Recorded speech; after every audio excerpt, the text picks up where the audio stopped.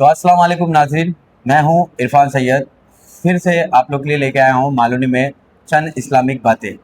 تو ہمارے ساتھ بیٹھے ہیں آج ہمارے بڑے بھائی شاہد حسین صاحب۔ تو شاہد بھائی، یہ عید الاضحیٰ کیا ہے؟ میں چاہوں گا کہ آپ لوگوں کو بتائیے، ہمارے جو قوم کے بچے ہیں ان کو بتائیے کہ یہ عید الاضحیٰ کیا ہے۔ بسم اللہ الرحمن الرحیم، الحمد للہ الذی جعلنا من المتوسکین بولایت امیر المومنین علی بن ابی طالب، اللہم صلی علی محمد۔ مومنین سلام علیکم۔ آج درگاہ ابوالفضل عباس پہ عید الاضحیٰ کے بارے میں چرچا ہو رہی ہے کہ عید الاضحیٰ کیا ہے۔ دیکھیں، یہ جسے قربانی بھی کہا جاتا ہے، قربانی کا دن بھی کہا جاتا ہے، کہ ایک بیٹے نے اپنے باپ کے خواب کی تعبیر کے لیے اپنی قربانی کو پیش کیا۔ یہ ایک پیغام اپنے پیچھے لے کے آتا ہے، بہت بڑا پیغام۔ کئی پیغامات ہیں۔ ایک تو یہ کہ ایک بیٹے کے لیے باپ کے حق میں جو کام کیا گیا وہ کیا ہے۔ دوسرا یہ کہ ایک جانور نے اپنی قربانی دے کے جو کام کیا اس کے بارے میں وہ یہ ہے کہ قرآن میں جو واقعہ لکھا ہے کہ جناب ابراہیم علیہ السلام جو ہمارے پیغمبر نبی ہیں، انہوں نے ایک خواب دیکھا اور مسلسل 3 دن تک خواب دیکھتے رہے کہ جناب ابراہیم جناب اسماعیل کی قربانی پیش کر رہے ہیں۔ جناب اسماعیل بھی نبی ہیں اور جناب ابراہیم بھی نبی ہیں۔ بیٹے نے باپ کے چہرے کو متغیر دیکھا۔ بیٹے نے پوچھا کہ بابا کیا بات ہے، آپ کا چہرہ اتنا اداس ہے، کیا بات ہے؟ تو جناب ابراہیم نے اپنے بیٹے سے اپنے خواب کے بارے میں بیان کیا کہ میں مسلسل میرے پروردگار کی بارگاہ میں ایک خواب دیکھ رہا ہوں کہ جس میں میں تمہاری قربانی پیش کر رہا ہوں۔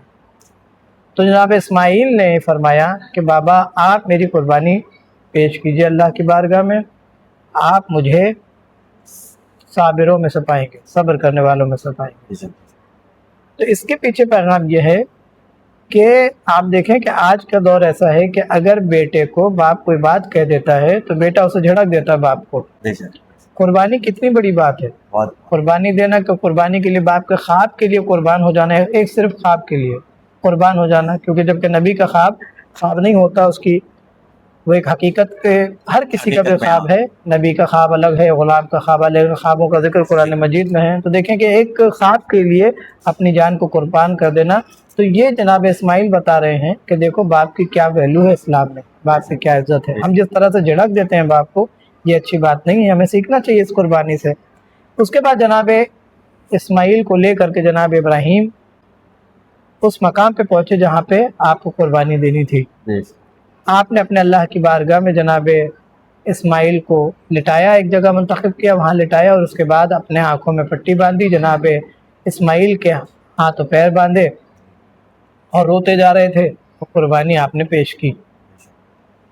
پھر یہاں پر جب جناب ابراہیم نے آنکھ سے پٹی کھولی تو دیکھا کہ بیٹے کی جگہ دمبا کٹا ہے اور بیٹا جو ہے وہ بچ گیا۔ جناب ابراہیم کو یہ دل میں شک پیدا ہوا، یا ایک دل میں کوئی بات آئی کہ پروردگار لگتا تو نے میری قربانی قبول نہیں کی، لیکن آواز قدرت آئی، نہیں ابراہیم تم اپنے امتحان میں پاس ہو گئے ہو اور ہم نے اس قربانی کو ذبح عظیم سے تبدیل کر دیا ہے کہ تم دیکھو گے کہ وہ تمہارا اللہ، تمہارا پروردگار دکھائے گا وہ دن۔ پھر جناب ابراہیم نے اللہ سے کچھ مانگا اور کہا کہ پروردگار تو نے میری قربانی کو قبول کیا تو تحفے میں کچھ دے۔ تو یہ اللہ سے جو دعا مانگی وہ یہ مانگی کہ تو میری نسل میں، میری ذریت میں امامت دے۔ اللہ نے ارشاد فرمایا کہ یہ عہدہ ظالموں تک نہیں پہنچے گا، اور جناب ابراہیم کے ذریت میں امامت آئی۔ دوسری بات یہ ہے کہ ایک جانور جو جنت سے زمین پہ آیا اور اتنی دیر میں اس نے اپنی قربانی پیش کر دی۔ دیکھیں کہ جہاں جانور کا ہاتھ بندھا تھا نہ پیر بندھا تھا، اور جب جناب ابراہیم نے اس پہ چھری چلائی تو تازہ خون اچھلا، اور اس کے بعد وہ تڑپنا محسوس کیا، لیکن ابراہیم کے آنکھ میں پٹی بندھی تھی۔ ابراہیم یہ محسوس کر رہے تھے کہ میرا بیٹا ہے، لیکن کمال دیکھیں اس جانور کا کہ اس جانور کی فطرت میں ہوتا ہے کہ وہ آواز نکلتا ہے، لیکن وہ تڑپتا رہا، اس کا گلا کٹ گیا، اس نے آواز نہیں نکالی کہ کہیں ایسا نہ ہو کہ نبی ابراہیم اور اللہ کے بیچ میں یہ حائل ہو جائے اور ابراہیم جو ہے وہ اپنی آنکھوں کی پٹی کھول دے اور دیکھ لیں جب تک قربانی نہ ہو. اور وہ جناب ابراہیم کے لیے اللہ کی طرف سے بھیجا گیا تھا اور اس نے اپنی جان دے کر کے ایک انسان کو بچایا, نبی کو بچایا. یعنی یہ میسج ہے دنیا کے لیے کہ جب ایک جانور اپنی جان دے کر کے انسانیت کو بچا سکتا ہے تو پھر ہم انسان کے ساتھ ایسا سلوک کیوں کر رہے ہیں؟ ہم کیوں اپنے آپ کو ہم جانور بنے پڑے ہیں؟ ہمیں بھی چاہیے کہ ہم ایک دوسرے کی جان بچائیں, ایک دوسرے کا ساتھ دیں. آج کے دور میں یہ قربانی ہندوستان کے لیے ایک پیغام ہے کہ ایک ہو کے رہیں ہم, کہ جانور کو دیکھیں گے جب جانور اپنی قربانی دے کر کے انسان کو بچا رہا ہے تو ہم انسان کیوں جانور بن رہے ہیں؟ ایک دوسرے کی جان ہے نہیں, ہم ایک ساتھ ہو کے رہیں, متحد ہو کر رہیں. اور یہ اسی کا پیغام ہے. اصل پیغام جو اس کے پس پردہ ہے وہ یہی ہے کہ ہم انسان ایک دوسرے کے دشمن بنے پڑے ہیں, وہ نہ کریں بلکہ جو بھی باتیں ہیں اس سے درگزر کریں. حالات بہت خراب ہیں, ملک کے حالات خراب ہیں, پوری دنیا کے حالات خراب ہیں, تو ہم جانور سے سیکھیں کہ ہمیں کیا کرنا چاہیے. اور یہ افسوسناک بات ہے کہ ہمیں جانور کو سکھانا چاہیے لیکن ہم آہستہ آہستہ جانور بنتے جا رہے ہیں. چھوٹی چھوٹی بات پہ ایک دوسرے کا گریبان پکڑ لینا, چھوٹی چھوٹی بات پہ ایک دوسرے سے جھگڑا کرنا, یہ بھی نحوست ہے. یہ بھی ہمارے اوپر جو عذاب کا ذریعہ بنتا ہے کہ ایک دوسرے سے ہم جو ایک دوسرے کا گریبان پکڑے ہوئے ہیں, ایک دوسرے کو مارنے میں لگے ہیں, ایک دوسرے کو سیٹنے میں لگے ہیں, ایک دوسرے سے جلن کر رہے ہیں, یہ بھی نحوست میں شمار ہوتا. ہم پریشان اسی لیے ہیں. اس لیے ہمیں سیکھنا چاہیے قربانی کے ذریعہ کہ ہم ایک دوسرے کی مدد کریں, ایک دوسرے کے کام آئیں. یہ نہیں کہنے کا مطلب ہے کہ آپ جان دیے پھر نہیں, ایک دوسرے کے کام آئیں, ایک دوسرے کا خیال رکھیں, ایک ساتھ متحد ہو کر کے چلے, چاہے وہ ہندو ہو, مسلمان ہو, سکھ ہو, عیسائی ہو, سب ایک ہو کر کے چلیں اور اپنے ملک کے حالات کو صحیح بنانے کی کوشش کریں. یہ پیغام عید کے دن دینا ہے پورے ہندوستانیوں کو اور پورے ملک کے لوگوں کو کہ سب ایک ہو جائیں. اور جب ایک ہوں گے تبھی ترقی کر پائیں گے. الگ الگ اس لیے کہ ایک ہو کے ہی گلدستہ بنتا ہے, بکھر جائے تو پھولوں کو کوئی بھی روند کے جا سکتا ہے. اس لیے بہتر ہے کہ ایک ہو جائیں اور ایک ہو کر کے جو بھی پریشانی ہے, جو بھی چیزیں ہیں اس کا سامنا کریں اور ترقی کریں. واخر الدعوانا الحمدللہ رب العالمین. اور شاہد بھائی میں اور ایک سوال آپ سے پوچھنا چاہتا ہوں. جیسے ابھی جو نیو جنریشن ہے جو بکرا ذبح کرتی ہے, تو اس ذبح کرنے میں جو دعائیں ہیں, ابھی بہت سارے جن جو دعائیں ہیں جو یوٹیوب پہ دیکھتے ہیں اور بہت سارے جن مطلب ہر جگہ سے کس کی, تو وہ اصلی دعا جو آپ تھوڑا اس دعا کے بارے میں بتائیں کہ بھائی کون سی دعا ہے جو جب بکرا ذبح کرنے کے ٹائم پہ وہ دعا پڑھنی چاہیے. دیکھیں سوشل میڈیا کا زمانہ ہے, آپ کو کوئی چیز ڈھونڈنے کی ضرورت نہیں ہے. آپ گوگل میں جائیں گے اور جا کر کے اس میں سرچ کریں گے کہ قربانی کی دعا یا عقیقے کی دعا, جو بھی دعا آپ سرچ کریں گے ڈیوائس پر میں آپ دیکھیں گے تو اس میں آپ کو مل جائے گا. قربانی کی دعا ہے, عقیقے کی دعا ہے, وجہت للذی فطر السماوات, اس طرح سے دعا ہے, آپ کو ڈیوائس پل میں مل جائے گا اور آپ اسے دیکھ کر کے اسے پڑھیں. اور پڑھنے کے بعد ہی, اس لیے کہ ہر چیز کا ایک سسٹم ہوتا ہے, ہر چیز کا ایک سسٹم ہوتا ہے. کھانے کا بھی ایک سسٹم ہے. یہ نہیں ہے کہ آپ نے پتیلا کھولا اور چاول نکالا, دال میں ڈبایا کھا لیا, نہیں, وہ سسٹم کے ساتھ کھاتے ہیں کہ چاول نکالا, دال نکالا, بھاجی نکالے, پلیٹ لیا, اس کے بعد دسترخوان بچھایا, اس میں بیٹھے آرام سے بسم اللہ الرحمن الرحیم کر کے کھانا کھایا, آہستہ آہستہ چبا چبا کے آپ نے کھانا کھایا. پھر کھانا کھانے کے بعد آپ نے اللہ کا شکر ادا کیا, اس کے بعد پانی پہ سسٹم ہے.